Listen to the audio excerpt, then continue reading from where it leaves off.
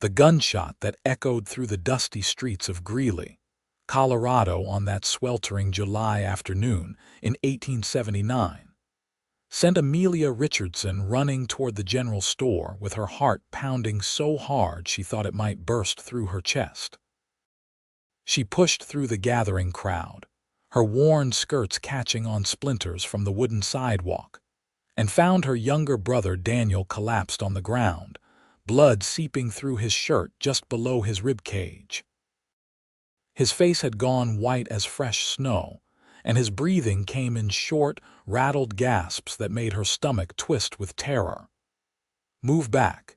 Give him air," she commanded, dropping to her knees beside him despite the dirt that would stain her only decent dress. Her hands shook as she pressed against the wound, trying to stop the bleeding.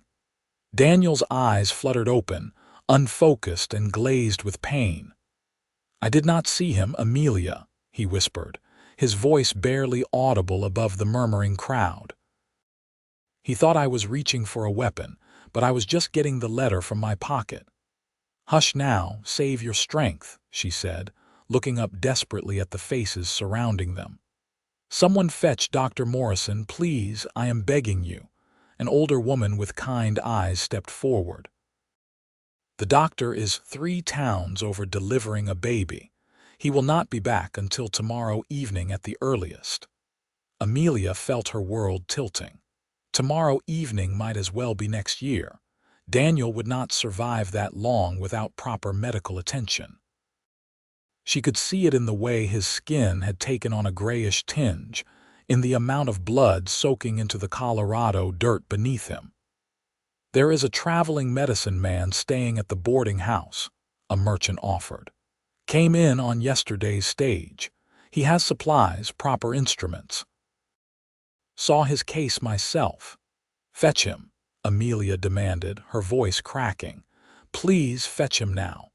2 men took off running while Amelia continued applying pressure to Daniel's wound. Her brother had just turned 19 3 weeks ago. They had celebrated with a small cake she had baked, just the 2 of them in their tiny cabin on the outskirts of town.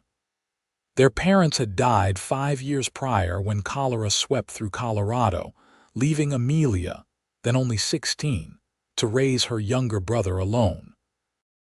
She had worked her fingers raw taking in washing, mending clothes, and baking bread to sell. They had survived so much together.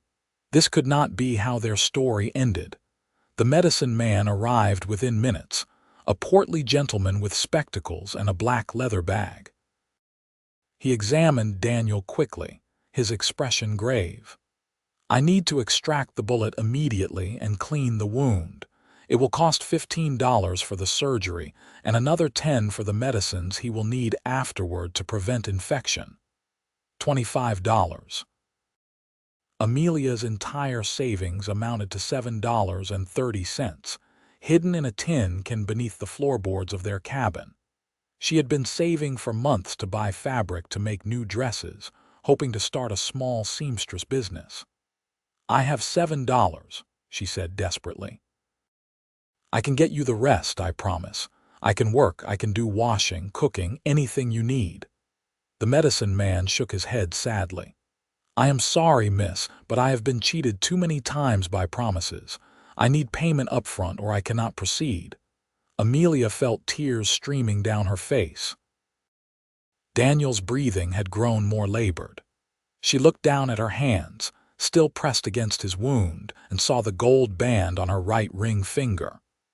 Her grandmother's wedding ring, the only piece of jewelry she owned, the only tangible connection to her family's history. Her grandmother had immigrated from Ireland as a young bride, wearing this ring when she stepped off the boat in New York. She had given it to Amelia's mother, who had given it to Amelia on her deathbed. "I have this," Amelia said, twisting the ring off her finger with trembling hands. The metal left a pale indent on her skin. "It is real gold, worth more than $25. Take it, please, just save my brother." The medicine man examined the ring, holding it up to the sunlight. He nodded slowly. "This will do," Help me get him inside the store where I have better light." 4 men carefully lifted Daniel and carried him into the general store, laying him on the counter that the shopkeeper hastily cleared. Amelia held her brother's hand as the medicine man worked, whispering reassurances she did not truly believe herself. The surgery seemed to last forever, though it was likely only 40 minutes. Finally, the medicine man stepped back, wiping his instruments clean. "The bullet is out, and I have cleaned the wound as best I can. He will need these powders mixed in water 3 times daily for the next week to fight infection. Keep the wound clean and dry. He has a fighting chance now." Amelia sagged with relief, still gripping Daniel's hand. Thank you so much." The medicine man packed his supplies and pocketed the ring. "I will be leaving on tomorrow's stage. I wish your brother a full recovery." He left a small paper packet of the medicinal powders on the counter and departed. The shopkeeper, Mr. Henderson, allowed them to remain in the store while Daniel stabilized enough to be moved. Amelia sat beside her unconscious brother, feeling the strange lightness of her bare right hand. The ring had been part of her for so long that its absence felt like losing a piece of herself. But Daniel was alive, and that was all that mattered. As evening fell, several townspeople helped transport Daniel back to their cabin. Amelia settled him into his bed and began her vigil. She mixed the powder as instructed and managed to get some water down his throat. His fever rose during the night, and she bathed his forehead with cool cloths, praying harder than she had ever prayed. 3 days passed in a blur of worry and exhaustion. Amelia barely left Daniel's side except to fetch water or prepare food neither of them had much appetite for. On the 4th morning, his fever finally broke, and he opened his eyes with clarity for the first time since the shooting. "Amelia," he croaked, his voice rough from disuse. "Water." She helped him drink, relief flooding through her so intensely she had to sit down. "You are going to be all right," she whispered, tears running down her cheeks. "You are going to be fine." "What happened?" he asked. "I remember the pain and you were there, but everything else is foggy." She told him about the medicine man and the surgery, carefully editing out the part about the ring. Daniel did not need that burden while he recovered, but her brother knew her too well. "What did it cost?" he asked, his eyes searching her face. Then his gaze dropped to her bare right hand and his expression crumpled. "No, Amelia, no. Tell me you did not trade grandmother's ring." "You are alive," she said firmly, clasping his hand. "That is worth more than any piece of jewelry." "But it meant everything to you," Daniel protested weakly. "It was your only connection to mother and grandmother." "You are my connection to them," Amelia replied, smoothing his hair back from his forehead. "You are my family. The ring was just metal and memories. You are real and here and alive." Daniel turned his face away, but not before she saw the tears on his cheeks. "I will make this right somehow," he vowed. "I swear it, Amelia." "Just focus on healing," she said softly. "That is all I need from you." As Daniel slowly recovered over the following weeks, Amelia returned to her regular work. She took an extra washing to make up for the savings she had spent on food and supplies during Daniel's recovery. Her hands grew even more raw and chapped from the lye soap and constant water, but she did not complain. Her brother was alive and growing stronger each day. That was enough. It was a Saturday morning in late August when Amelia encountered the cowboy who would change everything. She had gone to the general store to purchase flour and sugar, counting out her coins carefully. The store was busy with ranch hands stocking up on supplies before heading back out to the surrounding spreads. She was examining a bolt of calico fabric, allowing herself a moment to dream about the dresses she might make if she could afford the material, when a deep voice spoke behind her. "That would make a fine dress." Amelia turned to find a tall man watching her with warm brown eyes. He was younger than she first thought, maybe 24 or 25, with sun-bronzed skin and dark hair that curled slightly at his collar. He wore typical cowboy attire, dusty from the trail, but his shirt was clean and his manner respectful. Something about the way he stood, confident but not arrogant, made her heart skip unexpectedly. "I am just looking," she said, returning the fabric to the shelf. "I cannot afford it right now." "Thomas Fletcher," he introduced himself, removing his hat. "I am working at the Morrison Ranch west of town. Saw you here and thought, well, I thought you looked like someone who appreciates beautiful things." Amelia felt heat rise in her cheeks. Men rarely spoke to her this way. She spent most of her time working or caring for Daniel, with little opportunity for socializing. Amelia Richardson. "And yes, I do appreciate beautiful things, though I have little chance to own them." "Sometimes the most beautiful things cannot be owned," Thomas said, and the way he looked at her made it clear he was no longer talking about fabric. "They can only be appreciated." Before Amelia could respond, Mr. Henderson called her to the counter. "Miss Richardson, I have your flour and sugar ready." "Excuse me," she said to Thomas, grateful for the interruption. Her hands trembled slightly as she paid for her purchases. She was very aware of Thomas's presence in the store, of how his gaze seemed to follow her. As she gathered her packages, he appeared beside her again. "May I carry those for you? They look heavy." "I am quite capable," Amelia began, but the packages were indeed heavy and she still had a long walk home. "Actually, that would be kind, thank you." They walked together through Greeley's Main Street. The town had grown considerably in recent years, with new buildings going up and more families settling in the area. The irrigation system that Nathan Meeker had established when he founded the town 8 years earlier had turned the surrounding land into productive farmland, attracting ranchers and farmers alike. "How long have you been in Greeley?" Thomas asked as they walked. "All my life," Amelia replied. "My parents brought us here when I was 10. They believed in Mr. Meeker's vision of a utopian agricultural community. Things did not quite work out as they hoped." "Life rarely goes according to plan," Thomas observed. "I came up from Texas 6 months ago. The drought down there made ranch work scarce. Heard Colorado had better opportunities." "You like it here?" Amelia asked, curious despite herself.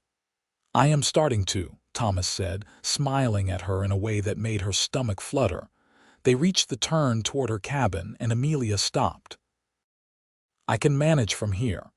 Thank you for your help, Mr. Fletcher." "Thomas, please," he said, handing over her packages. "And might I see you again, Miss Richardson? Perhaps at the church social next week." Amelia hesitated. She had not attended a social event in years. There was always too much work, too many responsibilities, but something about Thomas's earnest expression made her want to say yes. "Perhaps," she said carefully, "if my brother is well enough to be left alone for a few hours." "Your brother? He was injured recently. I have been caring for him." Thomas's expression grew concerned. "Nothing too serious, I hope. He is recovering," Amelia said, not wanting to elaborate on the shooting or its aftermath. "But he still needs supervision." "I understand family obligations," Thomas said. "I hope to see you there, but if not, perhaps another time." As Amelia walked the rest of the way home, she found herself thinking about Thomas's warm eyes and gentle manner. It had been so long since she had allowed herself to even consider the possibility of courtship or romance. Her entire focus had been on survival and taking care of Daniel. But something had stirred in her heart during that brief conversation, something she had thought long dormant. Daniel was sitting up in bed when she arrived, reading a newspaper that a neighbor had brought by. His color had improved significantly, and he was eating regular meals now. "You look happy," he observed as Amelia unpacked her purchases. "Something good happened in town. I met someone," Amelia admitted, surprising herself with the confession. "A cowboy named Thomas Fletcher. He was kind." Daniel grinned, the first real smile she had seen from him in weeks. "It is about time. You have sacrificed enough for me, Amelia. You deserve some happiness." "I have happiness," she protested. "You are alive and recovering." "That is relief, not happiness," Daniel corrected. "When was the last time you did something just for yourself? When was the last time you bought a new dress or went to a dance or let a man court you?" Amelia could not remember. The years since their parents' death had blurred together in a continuous cycle of work and worry. "There is a church social next week," she said slowly. "He asked if I would be there." "Then you should go," Daniel said firmly. "I am well enough to be alone for a few hours. In fact, I was thinking of starting to walk around a bit, rebuilding my strength." "The medicine man said you should rest." "The medicine man also said I had a fighting chance, which meant he expected I might die," Daniel pointed out. "I am alive and getting stronger. You need to live your life too, Amelia." Over the next week, Amelia found herself thinking about the church social more than she cared to admit. She took out her only good dress, the one she had been wearing the day Daniel was shot, and spent an evening carefully removing the bloodstains and mending a tear in the hem. The dress was 5 years old and had been let out and taken in multiple times, but it would have to do. The night before the social, as she was preparing for bed, Daniel called out to her. "Amelia, come here a moment." She went to his room and found him sitting up, looking guilty and determined at the same time.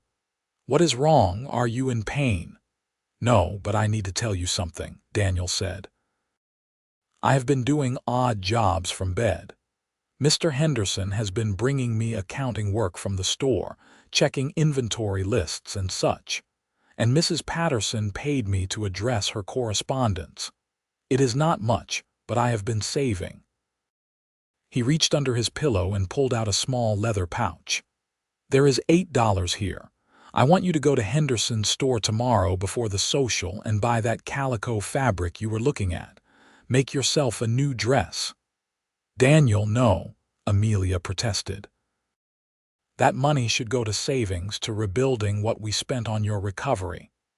"It is going to something important," Daniel insisted. "My sister's happiness. Please, Amelia, let me do this for you. After everything you sacrificed for me, especially grandmother's ring, this is the very least I can do." Amelia felt tears welling up. "You do not owe me anything." "Maybe not, but I want to do this anyway," Daniel said. "You have given up so much. Please let me give something back." The next morning, Amelia went to the general store with Daniel's money clutched in her hand. The calico fabric was still there, a beautiful deep blue with small white flowers. It would make a lovely dress, and there was enough for a matching ribbon for her hair. Mr. Henderson measured and cut the fabric, wrapping it carefully in brown paper. "Making something special, Miss Richardson. A dress for tonight's social," Amelia admitted.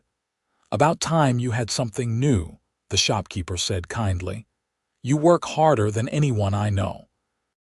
You deserve a bit of pretty." Amelia spent the afternoon sewing with a speed born of years of practice. Her stitches were small and even, and she had a good eye for fit. The dress came together beautifully, far nicer than her old one. The blue brought out the color of her eyes, and the style, while modest, flattered her figure. When she emerged from her room that evening, ready for the social, Daniel let out a low whistle. "You look beautiful, Amelia, really beautiful." "It is just a dress," she said, but she was pleased. "It is more than that," Daniel said. "You look happy. That is what makes you beautiful." The church social was held in the community hall, a large wooden building that served multiple purposes for Greeley's residents. Tables lined the walls, laden with food that the townswomen had prepared. A small group of musicians tuned their instruments in the corner, and lanterns hung from the rafters, casting a warm glow over everything. Amelia entered nervously, smoothing her new dress. She scanned the crowd, looking for Thomas, both hoping and fearing that he would be there. What if he had changed his mind? What if he had only been being polite, Miss Richardson? She turned to find Thomas approaching, and the smile that broke across his face when he saw her made her heart race. He cleaned up remarkably well. His dark hair was neatly combed, and he wore a pressed shirt with a string tie. "You came," he said, stopping in front of her. "And you look absolutely lovely. Is that a new dress? Made it today," Amelia said, feeling proud and shy at the same time. "The color suits you," Thomas said. "Would you care to get some punch? And maybe you could introduce me to some of the folks here. I am still fairly new in town and do not know many people." They spent the next hour talking and laughing. Thomas was easy to talk to, with a quick wit and genuine interest in what she had to say. He asked about her life in Greeley, her work, her dreams. Amelia found herself opening up in ways she had not with anyone in years. "I always wanted to have my own dress shop," she admitted. "I love sewing and I am good at it, but it takes capital to start a business and I have responsibilities."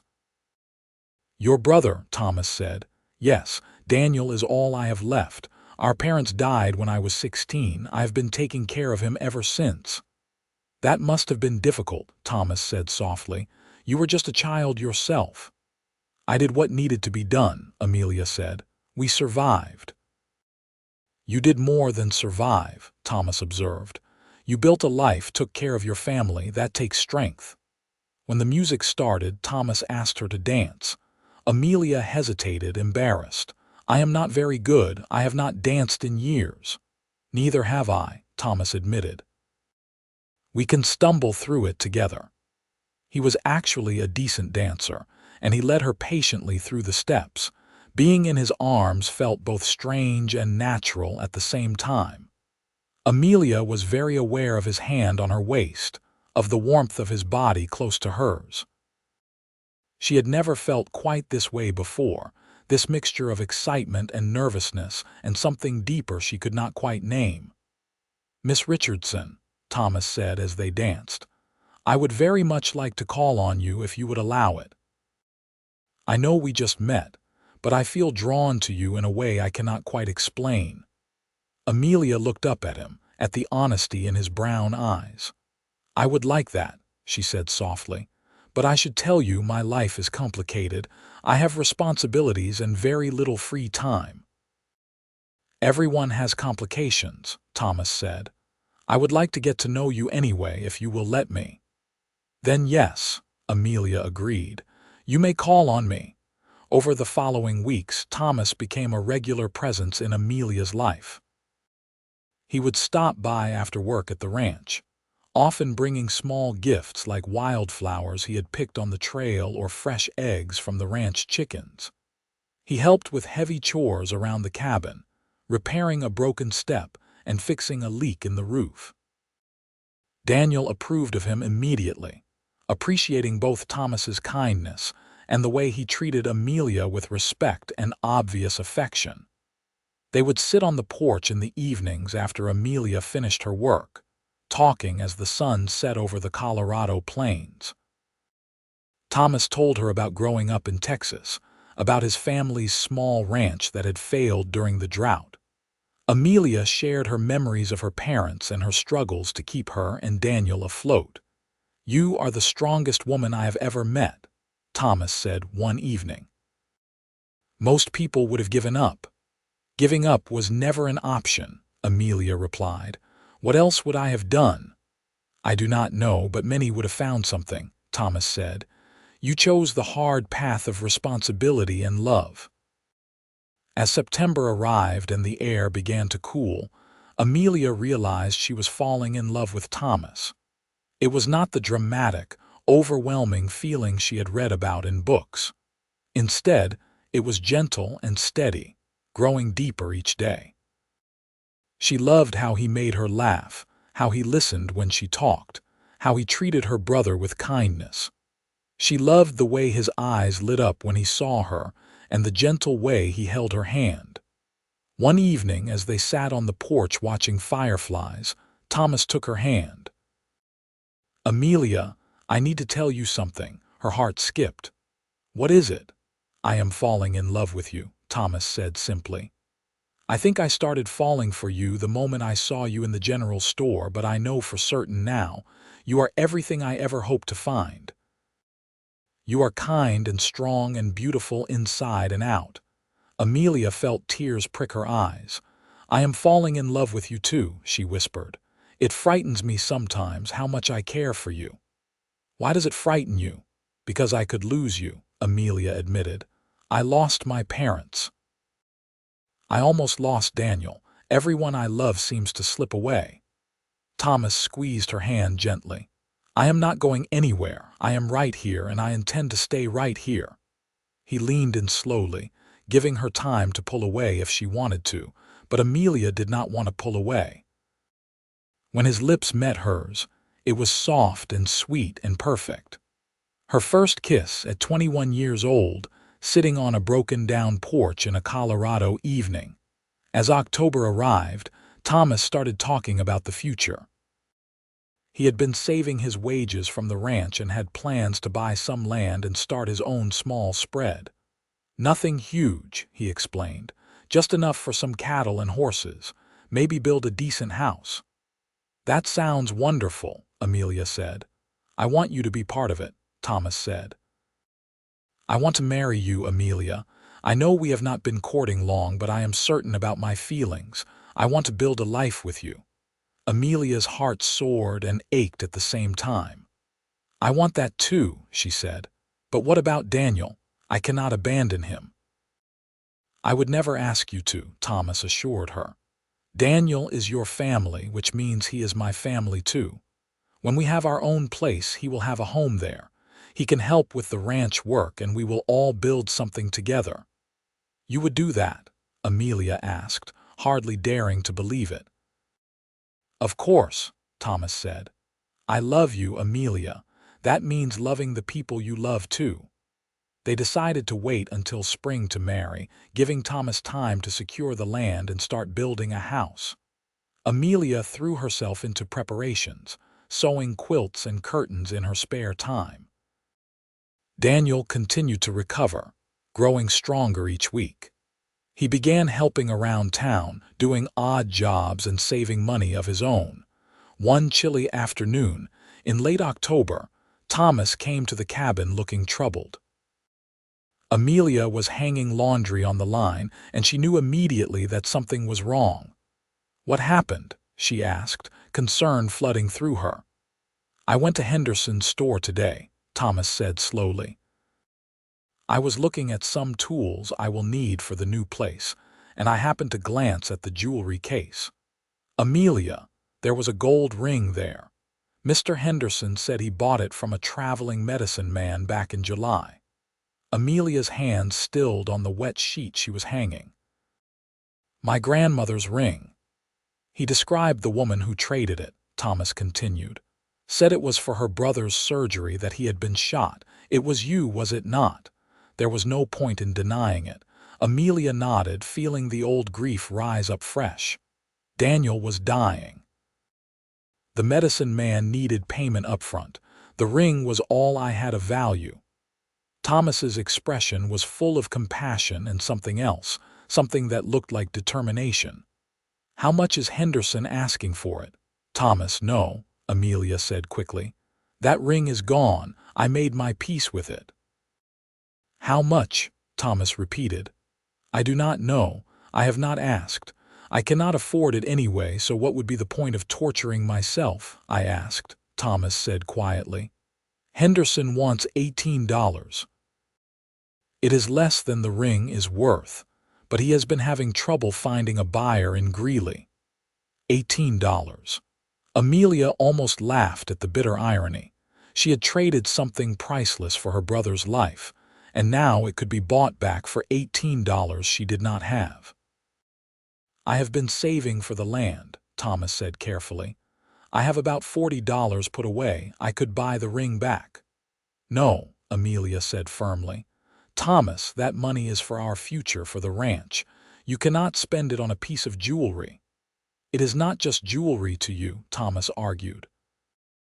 "It is your family's history, your connection to your grandmother and mother. I saw your face just now when I mentioned it. You miss it." "Of course I miss it," Amelia admitted, tears forming. "But I would make the same choice 1,000 times over. Daniel is alive. That matters more than any ring." "What if you could have both?" Thomas asked. "What if your brother was alive and you had your grandmother's ring back?" "It is not worth delaying our plans," Amelia insisted. "We need that money for the land." Thomas pulled her into his arms. "The land will still be there. This ring might not be. Someone else could buy it tomorrow, and then it would be truly gone. Please, Amelia, let me do this for you." "Why?" she asked, her voice muffled against his chest. "Why would you give up part of your savings for this?" "Because I love you," Thomas said simply. "Because you deserve to have something precious back after sacrificing so much. Because someday we will have daughters, and they should have their great-grandmother's ring to inherit." Amelia pulled back to look at him. "You have thought about daughters," Thomas smiled. "I have thought about everything, our whole life together. And in that life, you have your grandmother's ring back where it belongs." The next day, Thomas went to Henderson's store and purchased the ring. That evening, he came to the cabin where Amelia was preparing supper.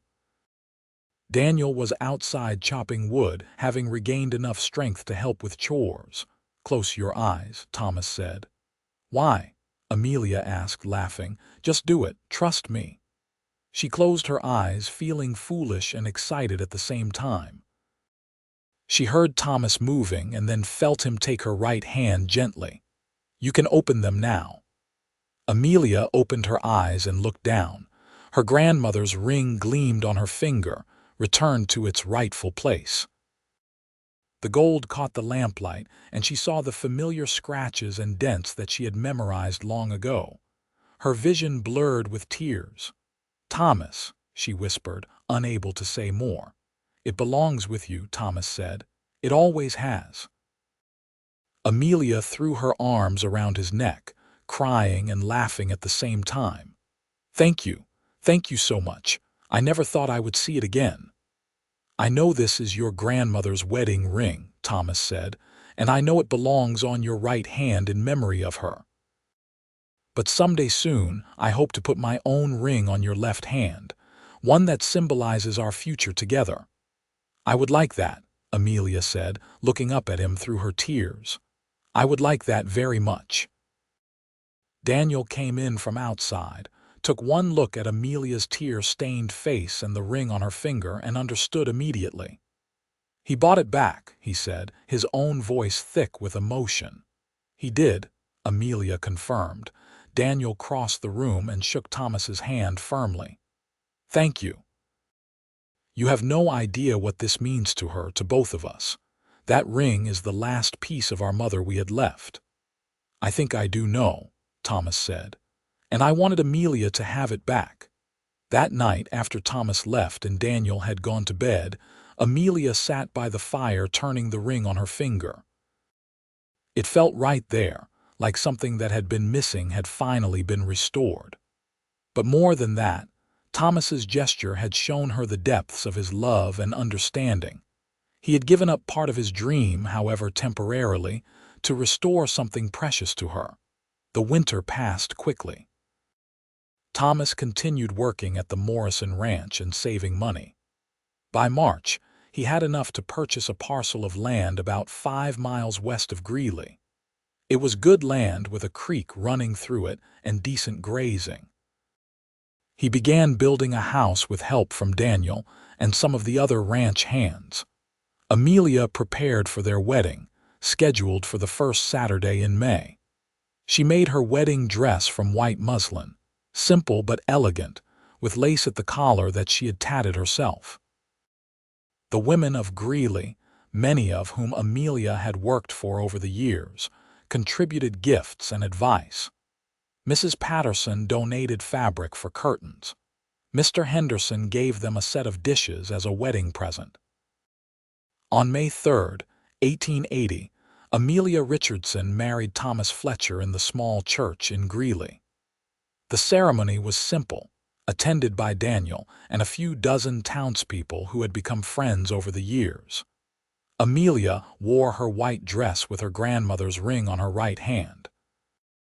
When Thomas slipped a simple gold band onto her left ring finger, promising to love and cherish her for the rest of their lives, Amelia felt a happiness so complete it almost frightened her.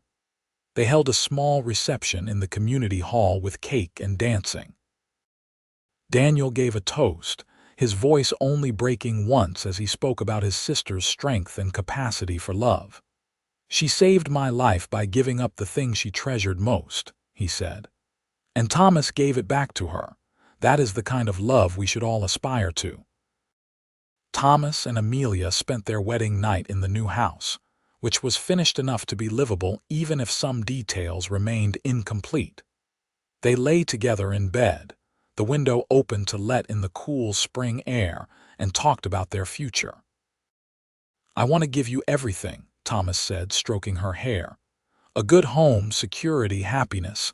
You already have," Amelia replied. "Just by loving me, you have given me more than I ever dreamed possible." "I want to do more," Thomas insisted. "I want you to have that dress shop you talked about. Once we get the ranch established and bringing in steady income, I want to help you start your business." "Really?" Amelia asked, propping herself up to look at him. "Really," Thomas confirmed.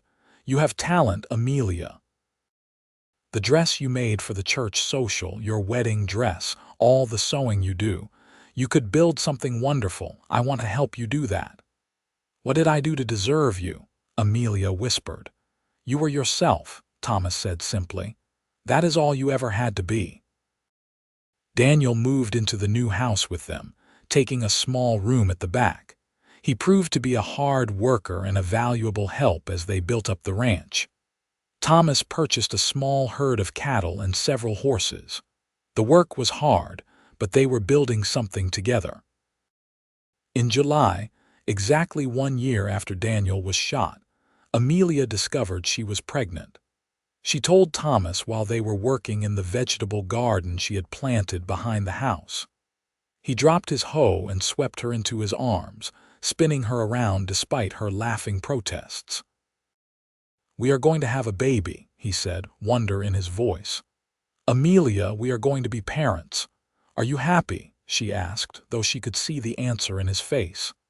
"I am beyond happy," Thomas said. "I cannot even find the words for what I am feeling right now." Daniel was equally thrilled, already talking about being an uncle and teaching his nephew or niece to ride. The pregnancy progressed smoothly, and Amelia continued her usual work as long as she was able. In early March of 1881, she gave birth to a healthy baby boy. They named him James Fletcher, called Jamie, and he had his father's dark hair and his mother's blue eyes. Holding her son for the first time, Amelia marveled at how much her life had changed. 2 years ago, she had been alone with Daniel, struggling to survive, certain that happiness was something that happened to other people. Now she had a husband who loved her deeply, a brother who was healthy and thriving, and a beautiful baby boy. The ring on her right hand caught the light as she cradled Jamie, a reminder of how far she had come. "He is perfect," Thomas said, sitting beside her on the bed. "You are amazing. You did such a good job. We made him together," Amelia said, smiling tiredly. "True, but you did all the hard work of bringing him into the world," Thomas pointed out. He reached out and gently touched Jamie's tiny hand. The baby's fingers closed around his father's thumb, and Thomas's eyes filled with tears. "Hello, son. I am your papa, and I promise I am going to do my very best to give you a good life."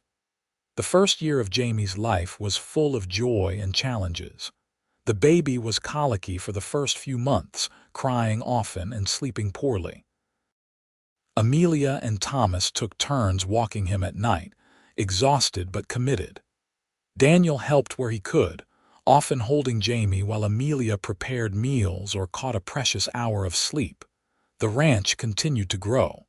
They expanded their herd and built a proper barn. Thomas hired 2 ranch hands to help with the work, young men looking to learn the trade. The extra help meant Thomas could spend more time with his family.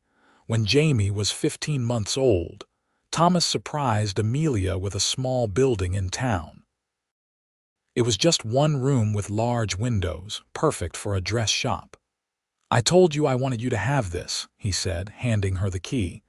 "The shop is yours whenever you are ready to use it." Amelia cried again, overwhelmed by his thoughtfulness.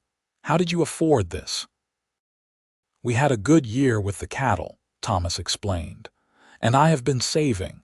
You deserve this, Amelia. You deserve to have your dream."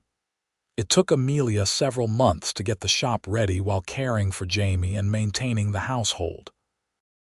She sewed samples of her work to display, bought fabric and notions, and spread word through town that she was accepting orders. The shop opened in the fall of 1882, and within weeks she had more business than she could handle. Women came from Greeley and surrounding towns, wanting dresses made by the skilled seamstress who had built her business through hard work and talent. Amelia hired 2 women to help with the simpler sewing tasks, and the business thrived. In the spring of 1883, Amelia discovered she was pregnant again. This pregnancy was harder than the first, with more sickness and fatigue. She cut back her hours at the shop, but continued to work on special orders from home. Their daughter was born in November, a tiny girl with her mother's coloring and her father's dimples. They named her Rose, and Jamie, now 2.5, was fascinated by his baby sister. He would sit beside her cradle for hours, telling her stories and showing her his toys. "Our family is complete," Thomas said, holding Rose while Amelia rested. "2 beautiful children and the most amazing wife. I am the luckiest man alive." "I think I am the lucky one," Amelia countered. "You gave me everything I thought I had lost: hope, love, security, dreams realized." "We gave each other those things," Thomas said. "That is what love does." Life settled into a comfortable rhythm. The ranch prospered, and Amelia's dress shop became one of the most successful businesses in Greeley. Daniel, now 24, began courting a young woman named Sarah from a neighboring farm. Watching her brother fall in love filled Amelia with happiness. He deserved his own chance at the kind of joy she had found with Thomas. On the 5th anniversary of their wedding, Thomas took Amelia on a picnic to a spot by the creek on their land. It was a beautiful May afternoon, warm but not hot, with wildflowers blooming everywhere. They sat on a blanket while Jamie and Rose played at the water's edge under Daniel's watchful supervision. 5 years, Thomas said, pouring them both some lemonade. "It feels like yesterday and forever at the same time." "I know what you mean," Amelia agreed. "I can barely remember what my life was like before you." "Harder," Thomas said. "It was harder before we found each other." Amelia looked at her husband, still as handsome as the day they met, though he now had a few sun lines around his eyes. "Do you remember when you bought back my grandmother's ring?" "Of course," Thomas said. "How could I forget?" "That was when I knew," Amelia said. "That was when I was certain I would love you for the rest of my life. Not just because you bought the ring, but because you understood what it meant. You saw me, the real me, and you cared about what mattered to me." Thomas took her hand, the one wearing both his wedding band and her grandmother's ring. "That ring is part of your story, and your story became my story the day we met." "Do you ever regret it?" Amelia asked. "Choosing a woman with so many complications, so many responsibilities." "Never," Thomas said firmly. "Not for a single second. You are the best thing that ever happened to me, Amelia. You and our children and the life we built. This is everything I ever wanted." They watched their children playing by the creek, Daniel showing them how to skip stones. Jamie's laughter rang out as his stone actually skipped twice, and Rose clapped her hands in delight. "I want to tell them the story someday," Amelia said. "About the ring, about how you bought it back. I want them to know what love looks like." "They will see it every day," Thomas said. "In how we treat each other, how we treat them, in the life we are building together." The years continued to pass, full of the normal joys and sorrows of life. The ranch expanded further, becoming one of the most successful in the area. Amelia's dress shop remained popular, and she eventually hired 5 women to help with the work. Daniel married Sarah in the summer of 1884, and they built a house on the Fletcher land, becoming partners in the ranch operation. Jamie grew into a thoughtful boy who loved books and learning, while Rose was adventurous and bold, always climbing trees or riding horses faster than her mother liked. Thomas taught them both to ride and work the ranch, believing that children should understand the value of hard work. In 1887, Amelia gave birth to twin boys, Samuel and Lucas. The pregnancy was unexpected and exhausting, but the twins were healthy and strong. The house became even more chaotic and full of love. 5 children, Thomas said one evening after finally getting all 5 to bed. "We have 5 children, Amelia." "I know," she said, laughing at his overwhelmed expression. "I was there for all of them." "I just never imagined this," Thomas said. "Growing up in Texas, I figured I would work ranches my whole life, maybe never have a family, and now look at us. A ranch, a successful business, 5 amazing children. You gave me a life beyond my wildest dreams." "We gave each other that life," Amelia corrected. "Neither of us would have this without the other." On Amelia's 30th birthday in 1888, the family gathered for a celebration. Daniel and Sarah were there with their 2 daughters. All 5 of the Fletcher children were present, ranging from 7-year-old Jamie to the 1-year-old twins. Friends from town came, and the house was full of laughter and music. As the sun set and guests began to leave, Thomas pulled Amelia aside to the porch where they had shared so many conversations over the years. "I have something for you," he said. "Thomas, you have given me so much already," Amelia protested. "Just one more thing," he said, pulling a small package from his pocket. "Open it." Inside was a delicate gold chain. "It is beautiful," Amelia said. "For your grandmother's ring," Thomas explained. "I know you wear it on your finger, but I thought maybe sometimes you would like to wear it close to your heart instead. That way you could have it with you always, even when you are working and do not want to risk damaging it." Amelia felt the familiar sting of happy tears. Even after all these years, Thomas still found ways to show his love and understanding. "Help me put it on," she asked. Thomas carefully threaded the ring onto the chain and fastened it around her neck. The ring settled just above her heart, warm against her skin. "Perfect," he said softly. "Thank you," Amelia whispered. "For this, for everything. For seeing me in that general store and deciding to talk to me. For buying back my ring. For giving me this beautiful life." "Thank you for letting me love you," Thomas replied. "For trusting me with your heart. For building this life with me." They stood on the porch watching the stars come out, just as they had done countless times before. From inside the house came the sounds of their children getting ready for bed, Jamie reading to his younger siblings, Rose singing softly to the twins. "This is it," Amelia said. "This is everything I never knew I wanted, everything I thought I would never have." "We almost missed each other," Thomas observed. "If I had not been in that store that day, if I had not worked up the courage to talk to you, we might have lived our whole lives without finding this. But we did find it," Amelia said. "We found each other and we built something beautiful." Years later, when Jamie was preparing to leave for university in Denver, he asked his mother about the ring she sometimes wore on a chain, sometimes on her finger. They sat together in her dress shop, which had expanded into the neighboring building, and Amelia told him the whole story. She told him about the day Daniel was shot, about trading the ring for medicine, about meeting his father and falling in love. She told him how Thomas had bought the ring back and placed it on her finger, and how that gesture had shown her the depth of his love. "That is what real love looks like," Amelia said. "It is not just grand gestures.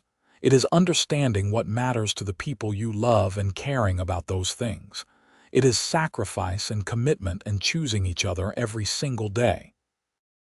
Jamie looked at the ring, now back on his mother's finger since she was not working that day. "Dad really used his savings to buy it back." "He did," Amelia confirmed. "Money he had been saving for land. He delayed his dreams to restore something precious to me." "That is the kind of man I want to be," Jamie said. "The kind of husband and father Dad is." "Then be kind," Amelia advised. "Be understanding.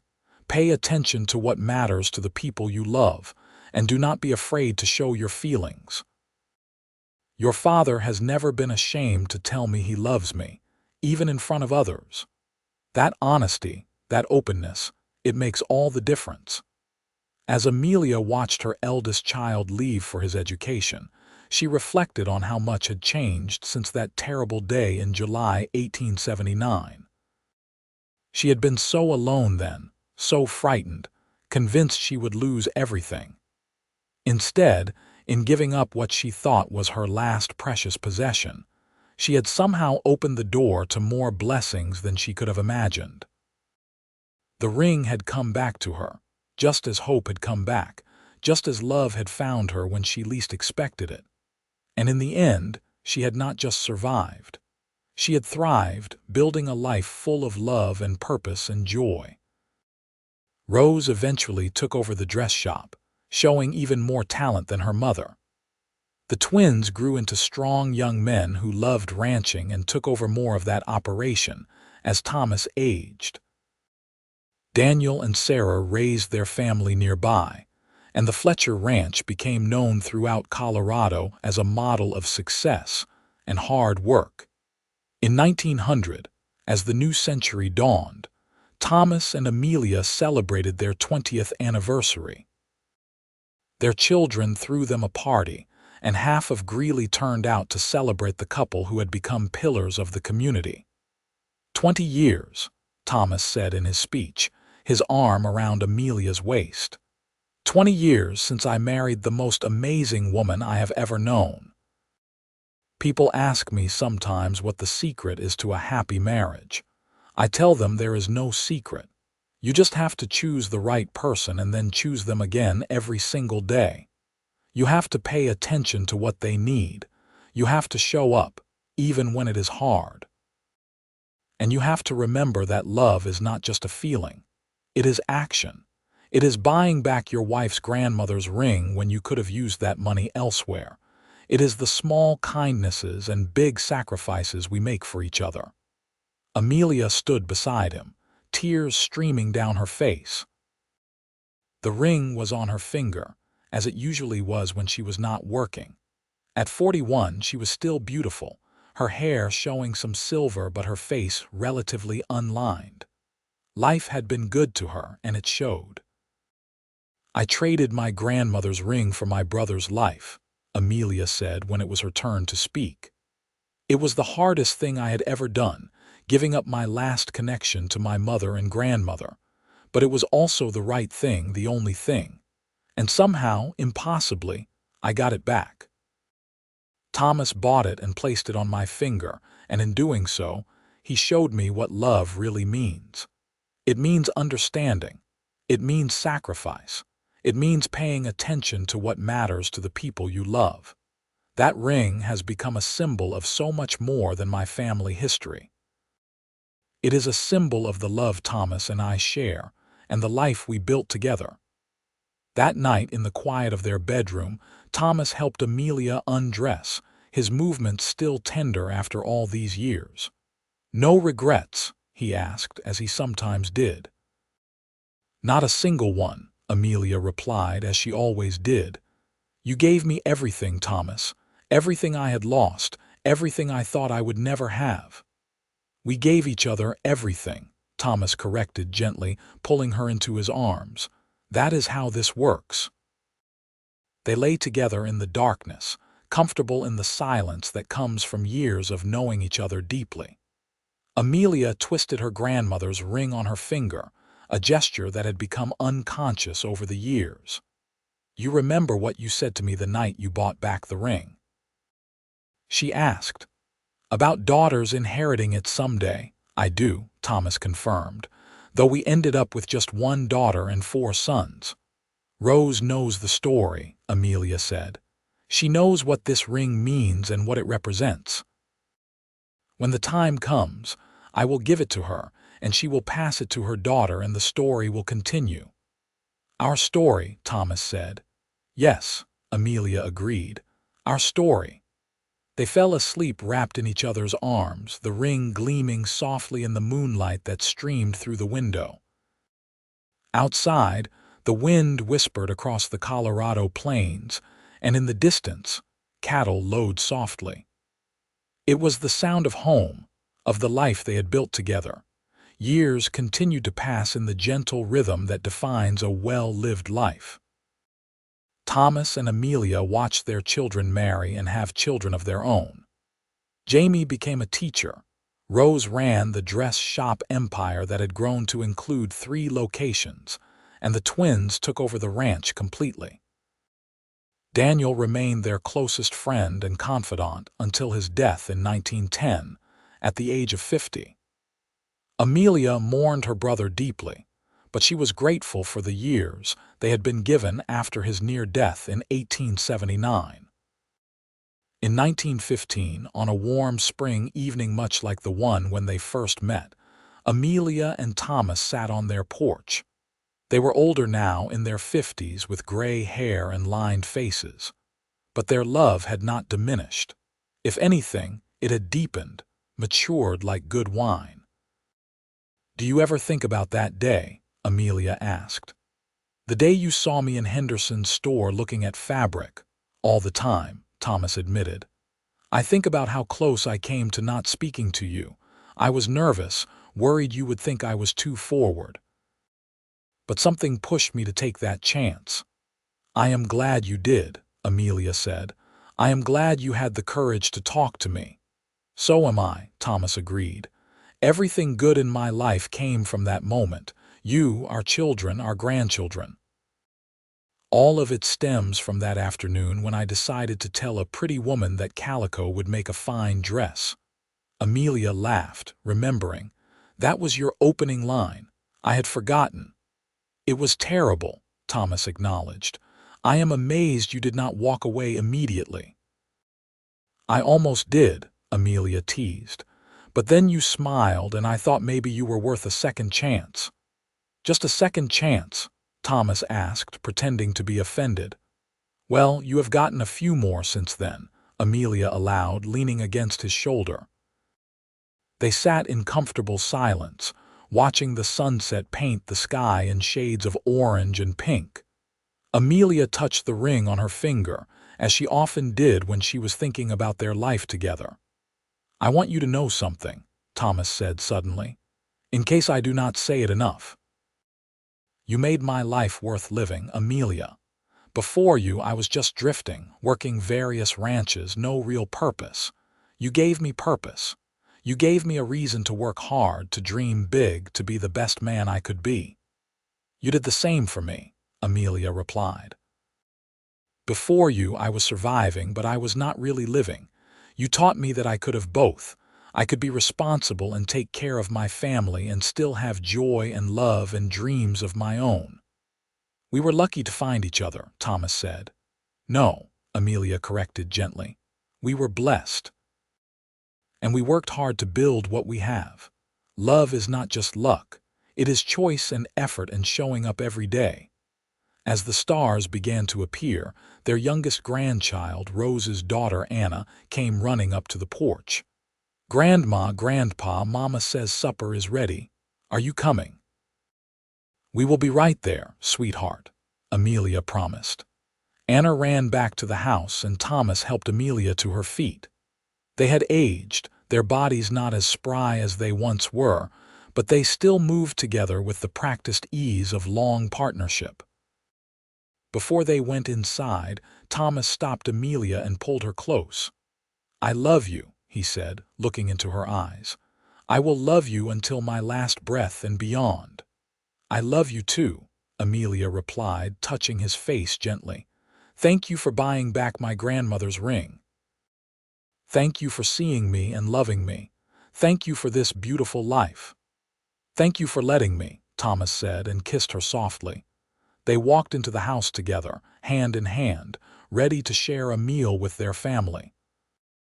The house was full of noise and laughter, with children and grandchildren gathered around the long table Thomas had built years ago.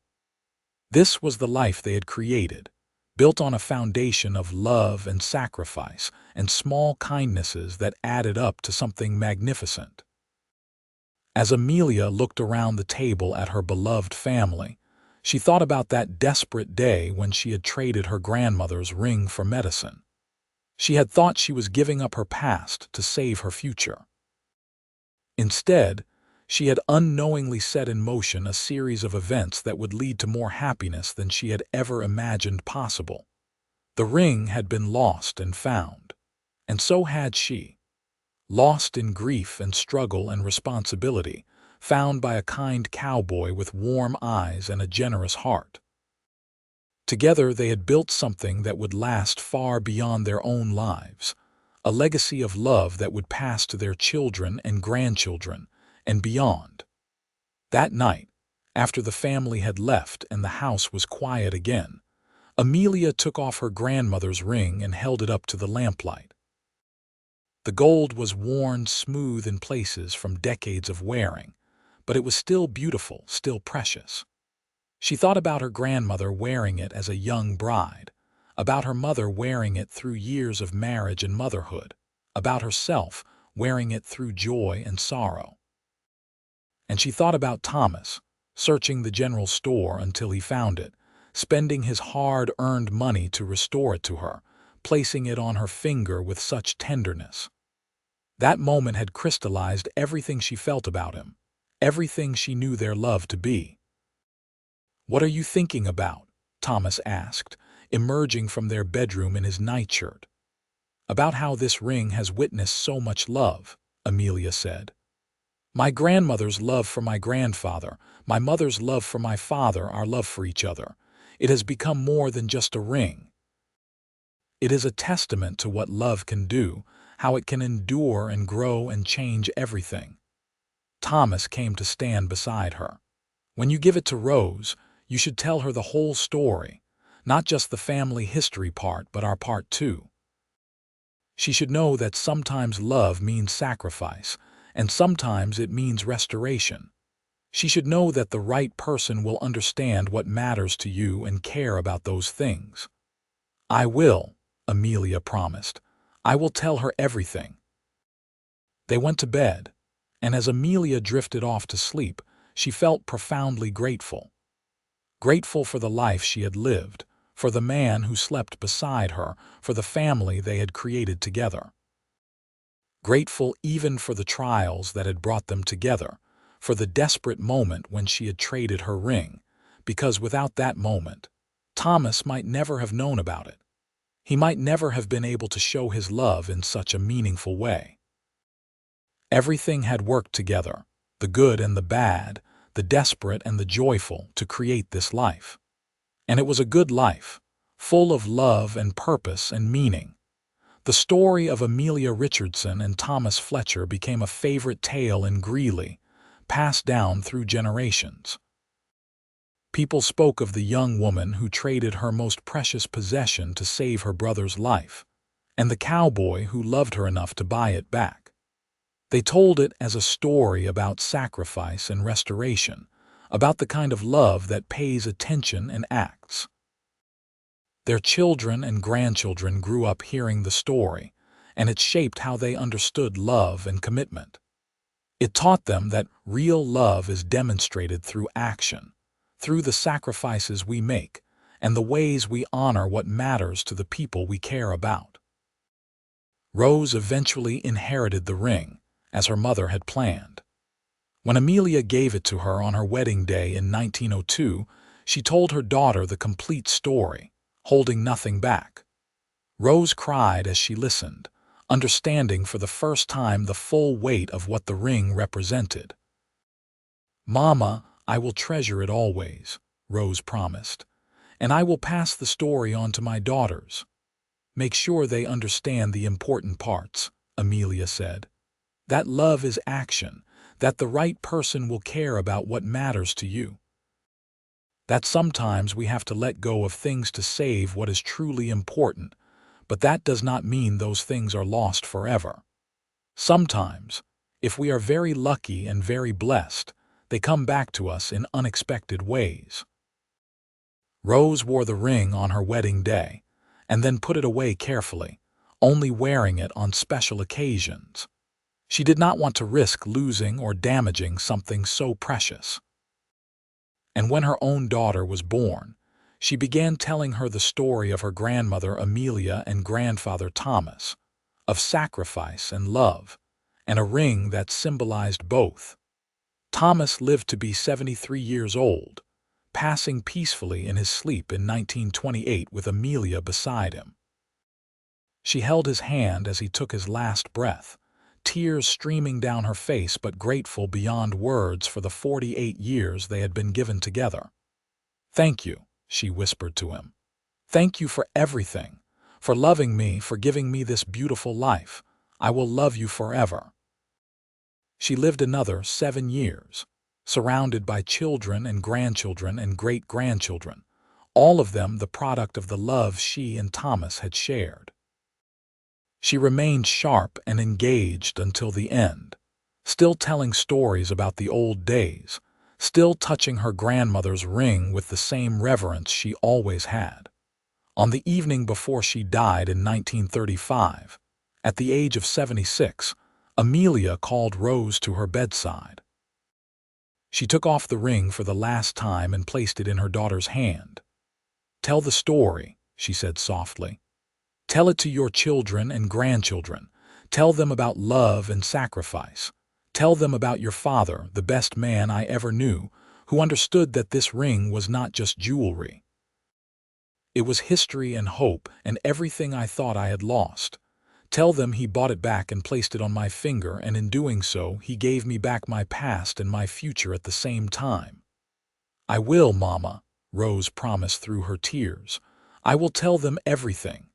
Amelia smiled, content. She had lived a good life, a full life, rich with love and purpose. She had known sorrow and struggle, but she had also known joy beyond measure. And it had all started with a desperate choice to save her brother, a chance encounter in a general store, and a man kind enough to understand what truly mattered. She died that night, peacefully, with her children around her. And the story of Amelia and Thomas lived on, passed down through the generations, a testament to the kind of love that endures beyond death, beyond time, forever captured in a simple gold ring that had witnessed so much and meant even more. The ring remained in the family for generations, each woman who inherited it learning the story of how it was traded, lost, and found again. They learned about Amelia's courage and Thomas's kindness, about the love that had built a family and created a legacy. And in learning the story, they learned what real love looked like, not just in the grand gestures but in the everyday choices to honor and cherish and understand the person you love. And so the love story of Amelia Richardson and Thomas Fletcher lived on, long after they were gone. A reminder that sometimes the things we lose come back to us in unexpected ways, and that true love is not just found but built, day by day, choice by choice, sacrifice by sacrifice, until it becomes something strong and beautiful and everlasting.